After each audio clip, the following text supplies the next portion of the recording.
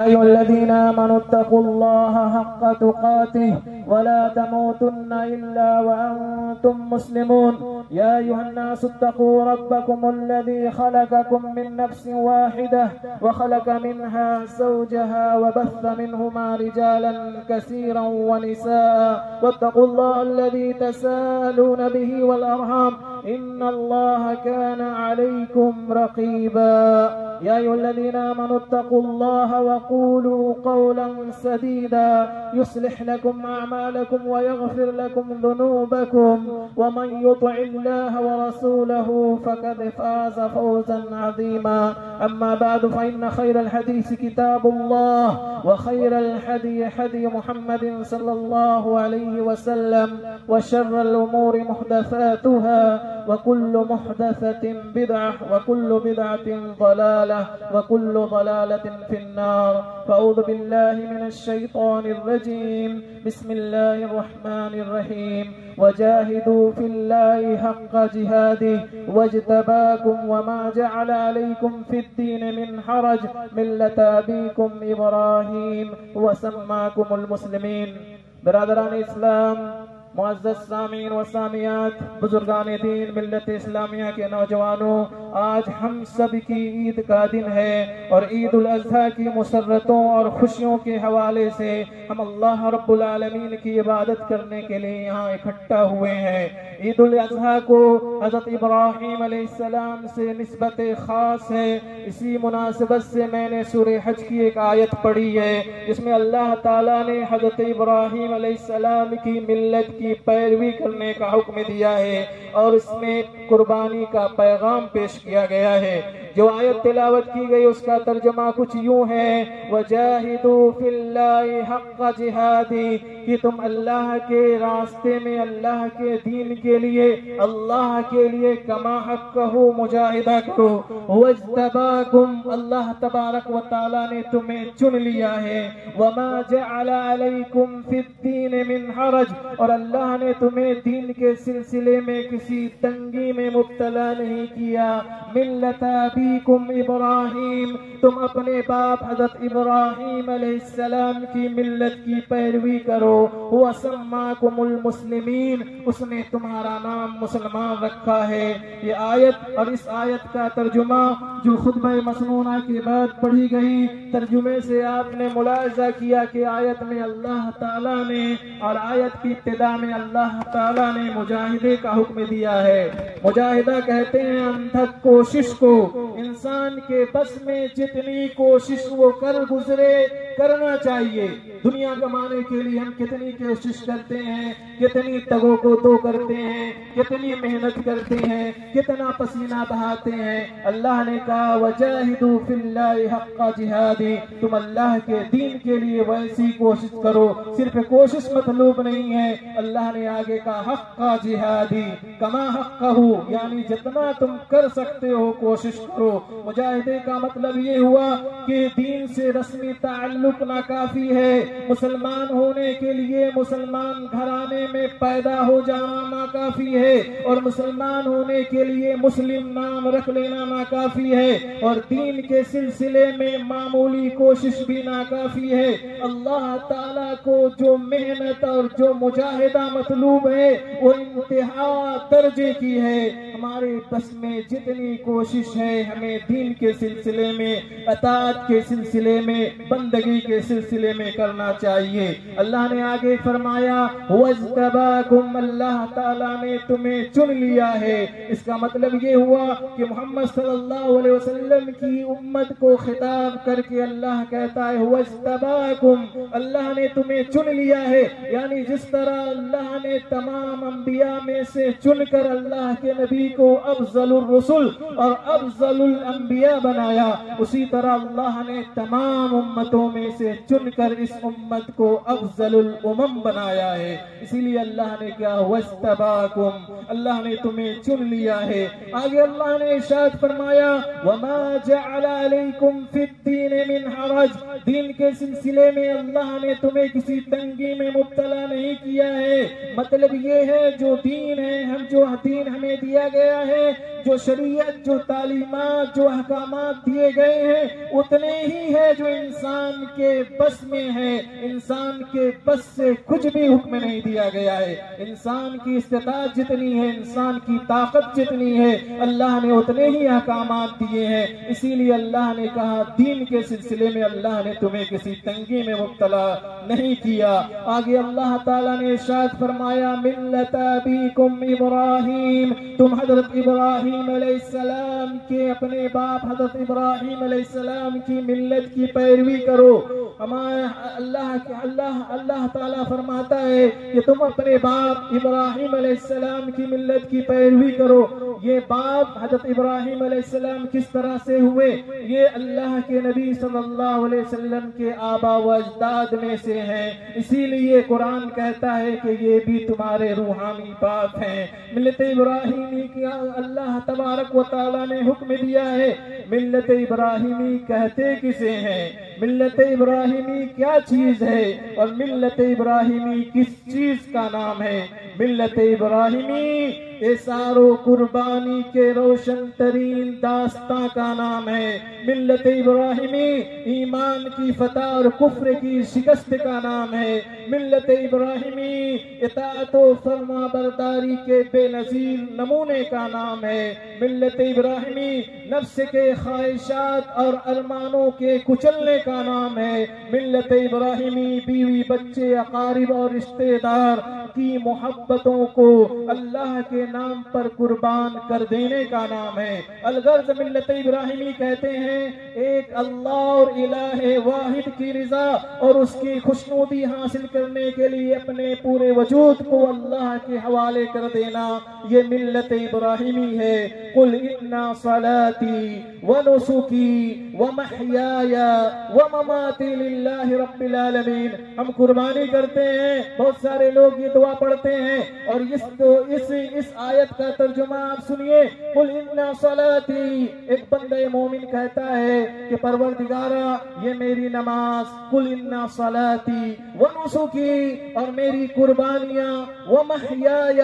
اور میری زندگی اور میرا مرنا، یہ تمام اللہ رب العالمین کے لیے ہے، اس اللہ کے لیے ہے جو تمام جہانوں کا رب ہے. اللہ نے ہمیں دل دیا ہے اس سے ڈرنے کے لیے، ہمیں سر دیا ہے اس کے آگے جھکنے کے لیے، ہمیں دماغ دیا ہے اس کی آیتوں میں غور و فکر کرنے کے لیے، ہمیں زبان دی ہے تو اس کا ذکر کرنے کے لیے، ہمیں آنکھ دیے ہیں تو دنیا کا بدید عبرت نظارہ کرنے کے لیے، ہمیں کان دیے ہیں تو اللہ کے احکام و فرامین کو سننے کے لیے، اور ہمیں قدم دیے گئے ہیں تو اس کی اطاعت و فرما برداری کی طرف چل کر جانے کے لیے. اللہ نے یہ ہمیں اعضاء عطا کیے ہیں، ان اعضاء کا یہی مشغلہ اور یہی مقصود ہے. قرآن مشرکین کے بارے میں کہتا ہے صم بکم عمی فہم لا یعقلون، کہ مشرکین گونگے ہیں، بہرے ہیں اور یہ عقل نہیں رکھتے. یہ جو ہمارا خالق ہے، جو ہمارا مالک ہے، جس نے ہمیں وجود بخشا ہے، جس نے ہمیں یہ اعضاء عطا کیے ہیں، ہم اپنے جسم کے ایک ایک عضو کو اس کی بندگی میں لگائیں. ملت ابراہیمی اسی مجاہدے کا نام ہے. اگر انسان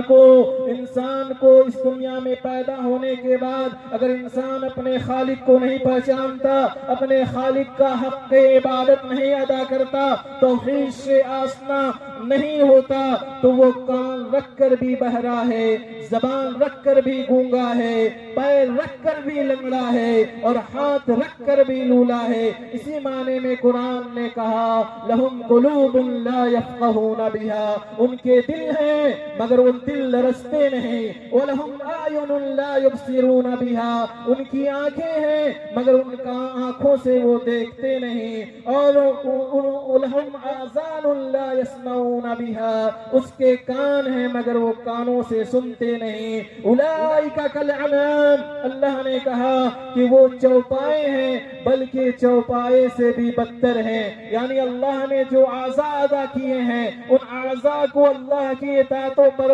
بندگی میں لگانا ہے، اطاعت و فرما برداری میں لگانا ہے. اور اگر ایسا ہم نہیں کرتے تو نص قرآنی یہ ہمیں کہتا ہے کہ یہ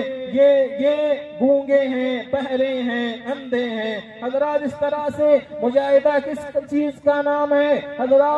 حضرت خباب بن ارد رضی اللہ عنہ ایک مرتبہ اللہ کے نبی کے پاس تشریف لائے اور اللہ کے نبی کعبۃ اللہ پر ٹیک لگا کر بیٹھے ہوئے تھے۔ حضرت خباب نے آ کر کہا اللہ کے نبی آپ ذرا دعا کریں، مشرکین کے ظلم و ستم کی انتہا ہو گئی، اللہ کی مدد کب آئے گی؟ نبی صلی اللہ علیہ وسلم جو کعبۃ اللہ سے ٹیک لگا کر بیٹھے ہوئے تھے سیدھے بیٹھ گئے اور اللہ کے نبی کا چہرہ سرخ ہو گیا اور آپ فرمانے لگے تم اتنے جلدی بے صبرے ہو گئے اور اتنا جلد تمہارا صبر کا دامن چھوٹ گیا۔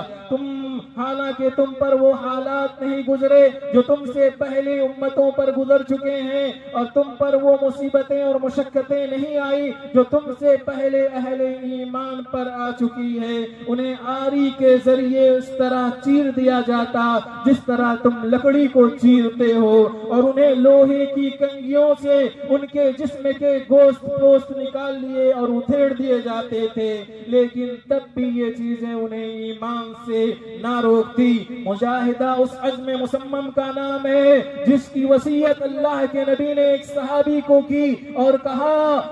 لا تشرک باللہ وَإِن قُتِّلْتَ أَوْ حُرِّقْتَ، کہ میرے صحابی اللہ کے ساتھ شرک نہ کرنا، اگرچہ تمہاری بوٹی بوٹی کر دیا جائے اور تمہیں جلا کر راکھ کر دیا جائے۔ مجاہدہ کس چیز کا نام ہے؟ مجاہدہ نبی صلی اللہ علیہ وسلم کے اس ذوق عبادت کا نام ہے کہ اللہ کے نبی کے پچھلے اور اگلے گناہ معاف ہونے کے باوجود رات میں لمبی لمبی قیام کرتے، آپ کے پیروں میں ورم آ جاتا اور پوچھے جانے پر آپ جواب دیتے افلا اکون عبدا شکورا، کیا میں اللہ کا شکر گزار بندہ نہ بنوں؟ نبی صلی اللہ علیہ وسلم مجاہدہ کس چیز کا نام ہے؟ نبی صلی اللہ علیہ وسلم کی شوق شہادت کا نام ہے۔ ایک جنگ میں اللہ کے نبی کی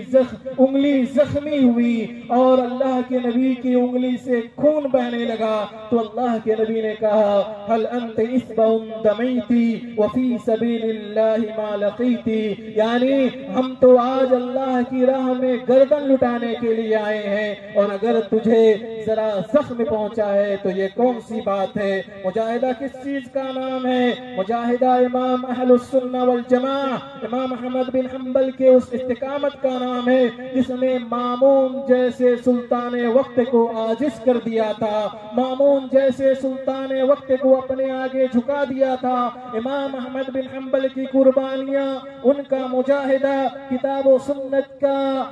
صحیح تعلیم، صحیح عقیدہ اور صحیح منہج کی حفاظت میں جو انہوں نے قربانیاں دی ہیں وہ رہتی دنیا تک کے لیے عظیمت و قربانی کا ایک روشن ترین باب ہے۔ امام احمد بن حنبل کے فرزند کہتے ہیں، عبداللہ ان کا نام تھا، کہا کرتے تھے میرے والد ہمیشہ ایک آدمی کے لیے مغفرت اور رحمت کی دعا کیا کرتے تھے، اور امام احمد بن حنبل کی زبان پر یہ الفاظ ہوتے رحم اللہ ابا الحیثم، غفر اللہ لہ ابا الحیثم، اللہ مغفرت فرمائے ابو الحیثم کی، اللہ رحمت فرمائے ابو الحیثم پر۔ اتنا سننا تھا کہ ان کے بیٹے عبداللہ نے کہا ابو جان یہ ابو الحیثم کون ہے جس کے لیے آپ اتنی رحمت اور مغفرت کی دعائیں کرتے ہیں؟ تو اس وقت امام احمد بن حنبل نے کہا کہ بیٹا وہ ایک ڈاکو اور چور ہے، ایک ڈاکو اور چور ہے۔ امام احمد بن حنبل سے ان کے فرزند نے عرض کیا ابو جان ایک ڈاکیو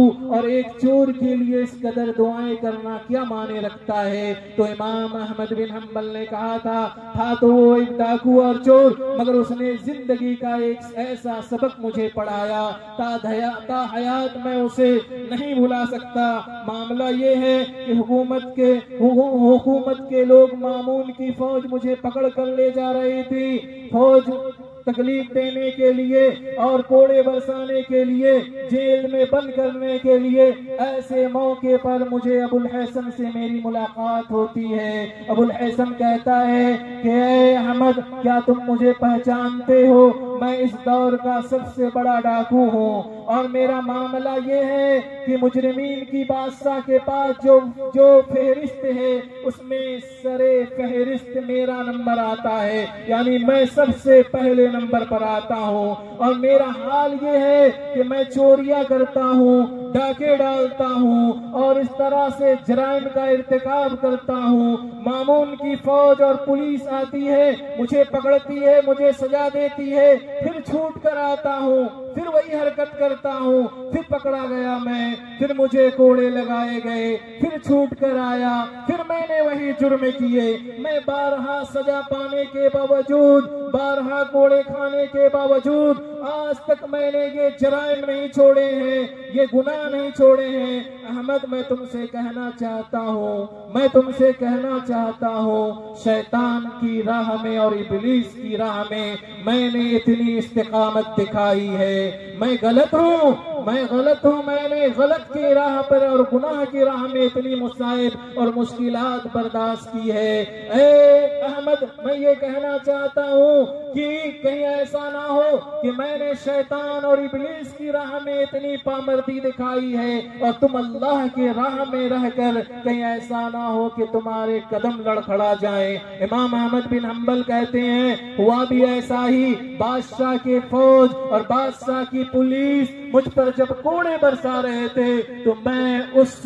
ابو الحسن نامی آدمی کے اس جملے کو یاد کیا کرتا تھا کہ وہ شیطان اور ابلیس کی راہ میں اس نے اتنی مصائب برداشت کی ہے، اگر میں اللہ کی راہ میں یہ مصائب اور مشکلات نہ برداشت کروں تو یہ میرے لیے بڑی افسوس کی بات ہے۔ محترم بھائیوں، عید قربان اسی جائزے کا موقع ہے، ہمیں اور آپ کو یہ جائزہ لینا ہے کہ ہم نے اللہ کی راہ میں کیا قربانیاں دی ہیں، ہم نے اللہ کے لیے کیا کیا مشقتیں برداشت کی ہیں، ہم نے اللہ کے دین کے لیے کتنی تکلیفیں برداشت کی ہیں، زندگی کے کتنے امتحان کامیاب ہوئے ہیں، اور اسی جائزے کا موقع ہے۔ دنیا کھونے کی جگہ ہے، ملت ابراہیمی اور ابراہیم علیہ السلام کی پوری سیرت کو اپنے سامنے رکھیے، یہ دنیا کھونے کی جگہ ہے، پانے کی نہیں۔ آخرت میں اگر آپ پانا چاہتے ہیں تو دنیا میں کھونا پڑے گا، اگر آپ آخرت میں ہنسنا چاہتے ہیں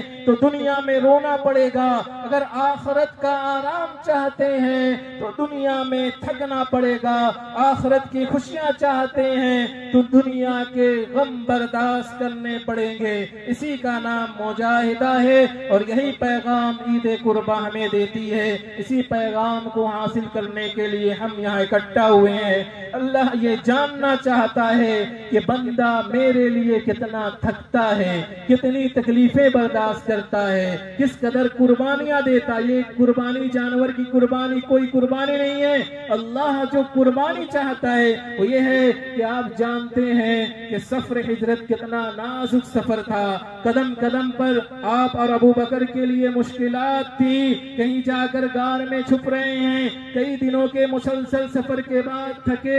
ماندے ڈرے سہمے نبی صلی اللہ علیہ وسلم مدینہ پہنچتے ہیں۔ سفر ہجرت مکہ سے مدینہ کا سفر بڑا آزمائشوں کا سفر تھا۔ سوال یہ ہے کہ جو اللہ اس بات پر قادر ہے کہ معراج کے رات کے ایک حصے میں اللہ براق کا انتظام کر دے اور آن کی آن میں اپنے پیغمبر کو آسمانوں کی سیر کرائے، کیا وہ اللہ اس بات پر قادر نہیں تھا کہ آن کی آن میں مکہ سے اٹھا کر نبی کو مدینہ پہنچا دیتا؟ تھا، اس بات پر قادر تھا، مگر اللہ تبارک و تعالیٰ اپنے نبی سے دیکھنا چاہتا ہے کہ نبی میرے لیے کتنا حوصلہ رکھتا ہے، میرے لیے کتنی تکلیفیں برداشت کرتا ہے، میرے لیے کس قدر مصائب جھیلتا ہے۔ اور یہی چیز اور یہی اللہ تبارک و تعالیٰ کا ہم سے مطالبہ ہے کہ بندہ اللہ کی راہ میں کیا کیا قربانیاں دیتا ہے، کتنی چیزیں قربان کرتا ہے۔ وقت کی قربانی آپ کو دینی ہے، اپنے نرم و بستر کی قربانی آپ کو دینی ہے، مؤذن کی اذان سن کر آپ کو مسجد تک آنا ہے، اور اس طرح سے دنیا کے بہت سارے ارمان اور بہت ساری محبتیں ہیں، اس کو اللہ کے لیے قربان کرنا ہے۔ عید قربان کا یہی پیغام ہے، اسی لیے کہا گیا قل ان صلاتی ونسکی ومحیای ومماتی للہ رب العالمین۔ حقیقی معنوں میں اللہ کے یہاں قربانیوں کا نہ گوشت پہنچتا ہے نہ خون پہنچتا ہے، جو چیز پہنچتی ہے وہ تمہارے دلوں کا تقویٰ ہے، تمہارے دلوں کی کیفیت ہے۔ تو اس سے اپنے دل کو بنانے اور سنوارنے کی ضرورت ہے، اپنے دل میں اللہ کا خوف اور اللہ کا تقویٰ پیدا کرنے کی ضرورت ہے۔ عید قربان ہر سال آتا ہے اور ہماری زندگیوں میں تبدیلی نہیں آتی، جبکہ عید قربان ابراہیم علیہ السلام کی پوری سیرت یہ بتاتی ہے کہ اللہ کے لیے انسان کو ہر طرح کی قربانی دینے کی ضرورت ہے۔ اللہ تبارک و تعالیٰ سے دعا ہے کہ اللہ تبارک و تعالیٰ حقیقی معنوں میں ہمیں عید قربان کی روح کو سمجھنے اور اس کو ادا کرنے کی توفیق عنایت فرمائے۔ پروردگارا جو پریشان حال ہیں